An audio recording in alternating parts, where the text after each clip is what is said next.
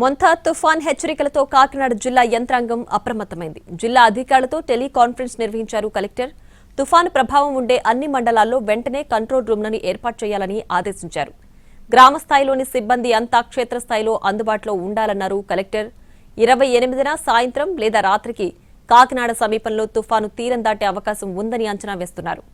తీరం దాటే సమయంలో గంటకు 90 నుంచి 100 కిలోమీటర్ల వేగంతో ఈదురుగాలులు వీచే అవకాశం ఉందంటున్నారు. కాకినాడ జిల్లాలో రేపటి నుంచే తుఫాను ప్రభావం కనిపించనుంది. భారీ నుంచి అతి భారీ వర్షాలు కురిసే అవకాశం ఉంది. మత్స్యకారులు వేటకు వెళ్లొద్దని హెచ్చరికలు జారీ చేశారు.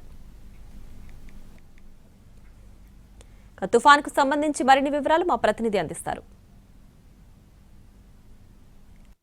తుఫాను కాకినాడ వైపు దూసుకువస్తుంది. కాకినాడకు సంబంధించిన ఎక్కువగా ఈ తుఫాను ప్రభావం ఉంటుందని ఇప్పటికే ఐఎండీ హెచ్చరిక జారీ చేసింది. దానికి అనుగుణంగానే కాకినాడ జిల్లా వ్యాప్తంగా రేపటి నుంచి అదేవిధంగా రేపు ఎల్లుండి దీనికి సంబంధించి ఎక్కువ ఇంపాక్ట్ ఉంటుందని ఇది ఐఎండీ సూచించిన సిచ్యువేషన్. దానికి అనుగుణంగానే ఇప్పటికే జిల్లాకు ప్రత్యేక అధికారిని ఒక ఐఏఎస్ని ప్రత్యేక అధికారిగా నియమించారు.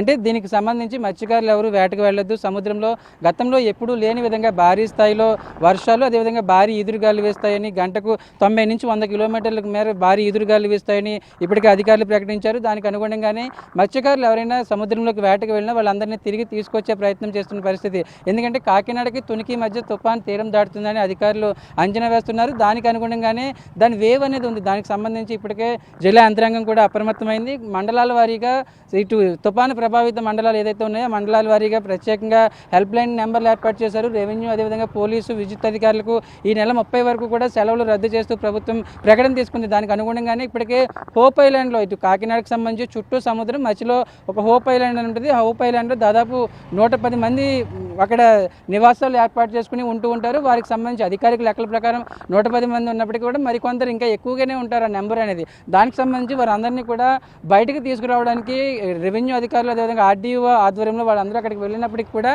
వాళ్ళు రావడానికి మాత్రం ఒప్పుకోలేదు. ప్రస్తుతానికి సిచ్యువేషన్ బాగానే ఉంది కాబట్టి తాము ఇక్కడే ఉంటాము, అవసరమైతే తాము బోట్లతో తాము బయటకు వస్తామని చెప్పిన పరిస్థితి. దాంతో వాళ్ళు అధికారులతో కొంతమేర వాగ్వాదానికి కూడా దిగారు. ఎందుకంటే ఖచ్చితంగా వాళ్ళని సేఫ్ ప్రాంతానికి తుఫానుకు సంబంధించి తుఫాను షెల్టర్లోకి తీసుకురావడానికి అధికారులు ఏర్పాటు చేశారు. ఒకవేళ మరింత భారీ వర్షాలు భారీ ఎదురుగాలు వస్తే ఆ టైంలో వాళ్ళని తీసుకురావడానికి చాలా ఇబ్బంది అవుతుంది. కాబట్టి ముందుగానే వాళ్ళని సేఫ్ ప్రాంతానికి తీసుకురావడానికి ప్రయత్నం చేసినప్పుడు కూడా వాళ్ళ అధికారుల మాటలు పట్టించుకునే పరిస్థితి లేదు. ఖచ్చితంగా తాము ఇక్కడే ఉంటాము, ఒకవేళ ఏదైనా ఇబ్బందికర పరిస్థితులు ఉంటే కనుక అప్పుడు కాకినాడకు వస్తామని వాళ్ళు చెప్పారు. దాంతో అధికారులు వెనక్కి వచ్చేసిన పరిస్థితి. మరొక వైపు జిల్లా వ్యాప్తంగా ఈ నెల 27 నుంచి 31 వరకు అన్ని ప్రభుత్వ ప్రైవేటు పాఠశాలలు కావచ్చు అదేవిధంగా కాలేజీలు మొత్తం విద్యా సంస్థలన్నీ కూడా సెలవుగా కలెక్టర్ ప్రకటించారు. దానికి అనుగుణంగానే రేపటి నుంచి ఈ నెల 31 వరకు కూడా విద్యా సంస్థలు హాలిడేగా సెలవు కలెక్టర్ డిక్లేర్ చేసిన పరిస్థితి. ఖచ్చితంగా ఎవరు ప్రైవేట్ విద్యా సంస్థలు కూడా దీని నిబంధనలను అతిక్రమించి స్కూల్స్ కానీ కాలేజీలు కానీ నడిపితే ఖచ్చితంగా చర్యలు తీసుకుంటామని చెప్తున్నారు.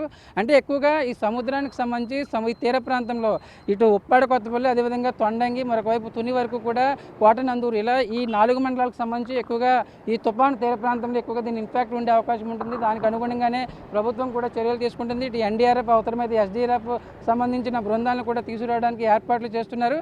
ఎందుకంటే తుఫాను ఇంపాక్ట్ అనేది ఒకవేళ ఎక్కువగా ఉంటే అంతకంతకు భారీ వర్షాలు భారీ ఈదురుగాలు కనుక ఎక్కువగా ఉంటే కనుక దాని ప్రభావం చాలా ఎక్కువగా ఉంటుంది. మరొకవైపు ఉప్పాడకు సంబంధించి Uppada Kakinada beach road close చేసేసారు. అక్కడ ఆంక్షలు అమలవుతున్నాయి. ఎందుకంటే